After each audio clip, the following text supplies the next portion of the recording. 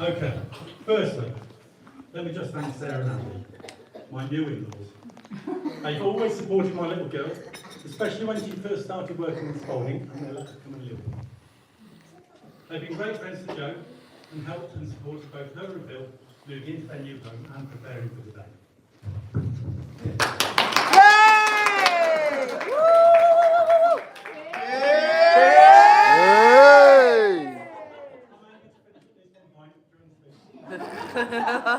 Can't you let yourself stand in yourself?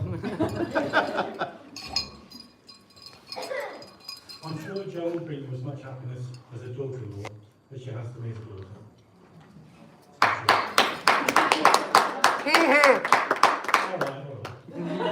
So, finally, 13 years in the making. Hopefully,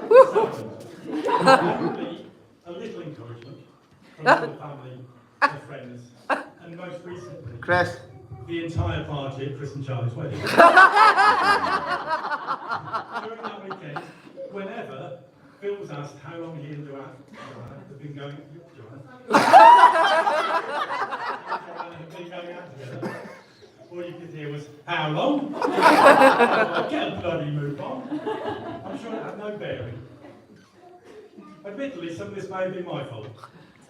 And not just because Phil must have wondered what I'd be like as a prospective father-in-law.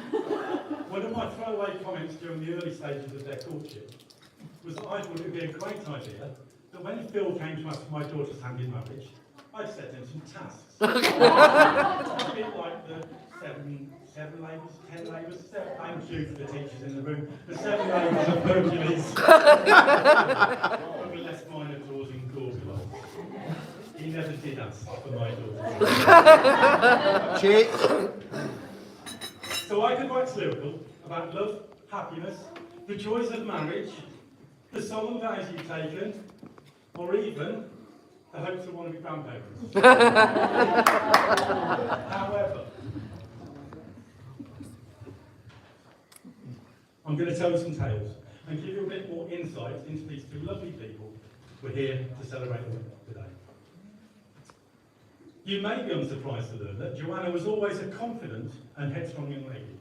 Going right back to her childhood, she just wanted to get on with things and not have her parents interfering in her fun. Leave me alone when she thought we were being too clingy. Indeed, at her first visit to the swimming pool, aged 2 years old, this was all we heard. She shrugged up our attempts, got her water wings on, and dashed to the pool and jumped straight in. Shortly followed by her father. This is the little girl that delighted in making mud pies in the garden. I know you'll find that difficult to believe. She used to enjoy making Lego mazes and filling them with woodlice. She enjoyed this with her new pets.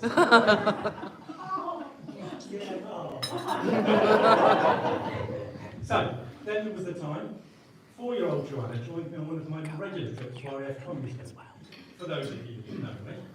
Unsurprisingly, she'd grown up with the sound of aircraft and had attended air shows from a very early age. But today, when he wasn't there to give me a little common sense, I thought it would be a great idea to get to the end of the runway and take a picture of a Tornado fighter jet coming into land.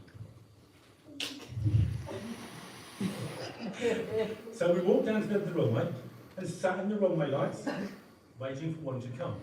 Me with my camera, all ready, Jo standing beside me. So eventually, one was on its way in. Me furiously clicking away with the camera to get the perfect shot. Joanna standing beside me. On reflection, a hard hat near defenders would have been a really good idea. It was very quickly 3 feet over our head and screaming like a banshee. Only Joanna's screams were louder. She clutched my leg as I merrily clicked away.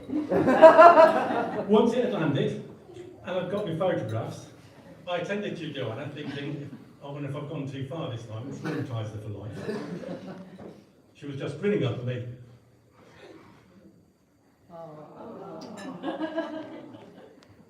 And all she said was, again, Daddy.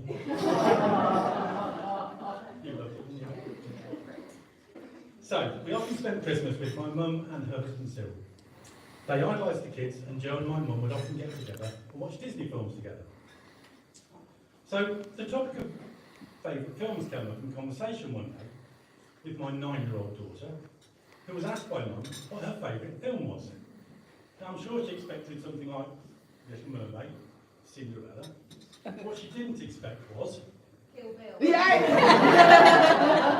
the ultra-violent, very sweary, 18 certificate. We all laughed, and I was relieved that Mum and Cyril hadn't seen it. So on to Philip, my first meeting with Phil, which he reminded me of not that long ago. So despite my golden rule of parenting, which is lock him out and her in, she met a boyfriend at college, but I was yet to be introduced.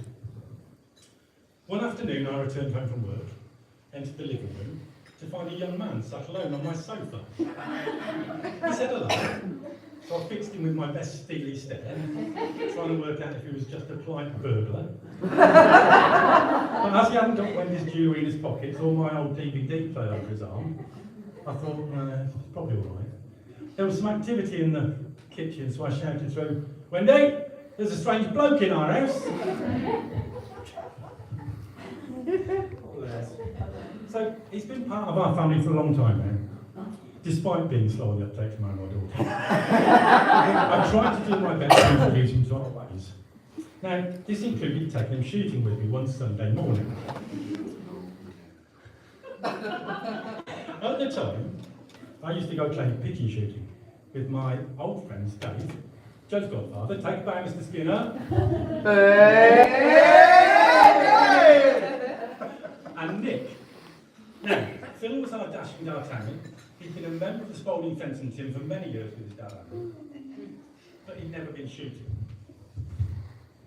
He'd never been coached by Nick, both of which turned out to be really traumatic in different ways. The shotgun was nearly as big as Phil, and he was shooting for the best part of the morning, so the recoil was taking its toll on his shoulders and his arms. To make matters worse, Nick took him under his wing and decided to teach him to hit the clays and coach him in the dark arts. As Dave will confirm, Nick's techniques consisted mostly of bellowing instructions at you and swearing at you when you inevitably got it wrong. It was a quiet journey home back to Spalding, where I dropped a battered and bruised Philip off at his feet. I risked asking him if he'd enjoyed it. All I got was, "I think I'll stick to fencing." So despite this, Phil and I have become firm friends, and he and Joanna have holidayed with us a number of years to Crete.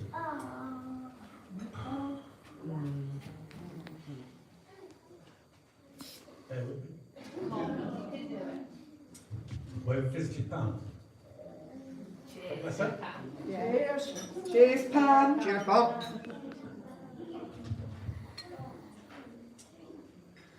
Where was I? Pam. It was on one of these holidays that I found out just how good a bloke he was, and reaffirmed my Joanna's choice in partner. Harry's stag do. I like to remember most of that.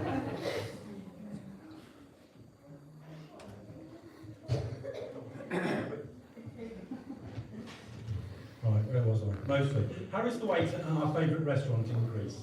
Over the years, we came to know him really well, so much so he invited all of us to his wedding, the whole family, and me, Chris and Phil to Stanton. I won't go into too much detail about what happened before 5 a.m, other than say Phil stopped drinking to look after me. For those of you that know Phil, that's no mean feat. He even tried to prize my second bottle of vodka away from me. You can't trick me. Needless to say, Dawn found us staggering about outside the local bakery, waiting for fresh bread to soak up some of the alcohol.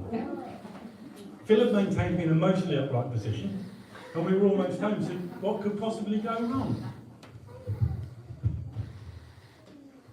Having to attend to the call of nature, Phil asked Chris to keep an eye on me for a minute. I'm lucky. Why wasn't he looking after his dad? You might well ask. Because he was pissed. Phil returned to find me fallen over covered in blood and opening the door of the car onto passing traffic. He thanked Chris and eventually got me back to our flat, which required a considerable climb of a set of stairs. I don't recall much of it at all, but I'm assured by Phil that I was uncooperative and a continued hazard to my safety at all times. He deposited me at the door to our room, where I was met by my wife and her tender ministrations. She was obviously overjoyed to see me and greeted me with, "Don't get the blood on the sheets of the landlady, you'll kill us." What a man. He truly proved his worth that night, and I'm forever grateful to him. I couldn't wish for a better Sunday.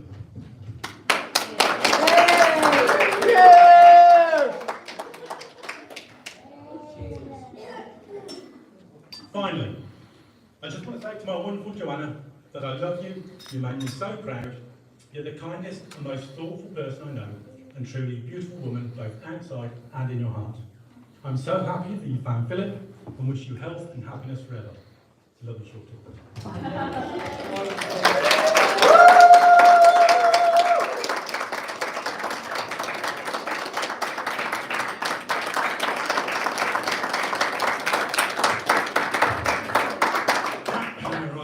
Anyway, enough of the old man's ramblings.